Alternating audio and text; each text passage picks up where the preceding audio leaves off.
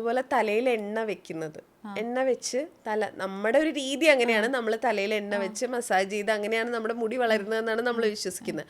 തലയിൽ എണ്ണ വെക്കുന്നത് ഇപ്പൊ അതും ഒരു ഡിബേറ്റബിൾ ടോപ്പിക്കാണ്. ശരിക്കും പറഞ്ഞാൽ എന്ത് ചെയ്യണം എന്നുള്ളത് ഭയങ്കര കൺഫ്യൂഷനാണ്. എന്തെങ്കിലും ചെയ്യാൻ എടുത്താൽ അപ്പൊ കൺഫ്യൂഷനില്ല, ആ പുള്ളി അങ്ങനെ പറഞ്ഞല്ലോ എന്നൊരു കൺഫ്യൂഷൻ. അപ്പൊ തലയിൽ എണ്ണ വെക്കുന്നത് അതിന്റെ ആവശ്യമില്ല. You have hair growth serums available എന്ന് പറയുന്നവരുണ്ട്. I need your comment on that. ഹെയറിൽ ഇപ്പോൾ നമ്മൾ എണ്ണ തേക്കുമ്പോൾ എന്താ ഉണ്ടാവുക, ജസ്റ്റ് നമ്മൾ എണ്ണ ഒരു 2-3 ദിവസം കഴിഞ്ഞിട്ടാണ് വാഷ് ഓഫ് ചെയ്യണേ. ഇപ്പോൾ ചില ആൾക്കാർ എല്ലാ ദിവസവും കുളിക്കില്ല. അപ്പോൾ ഒരു ദിവസം മുന്നേ എണ്ണ ഇങ്ങനെ തലയിലിട്ട് പിറ്റേ ദിവസം ഓവർനൈറ്റ് വെച്ച് വാഷ് ചെയ്യും. അത് അത്ര നല്ലതല്ല. ഇപ്പം എണ്ണ നല്ലതല്ല ആക്ച്വലി സ്കാൽപ്പ്.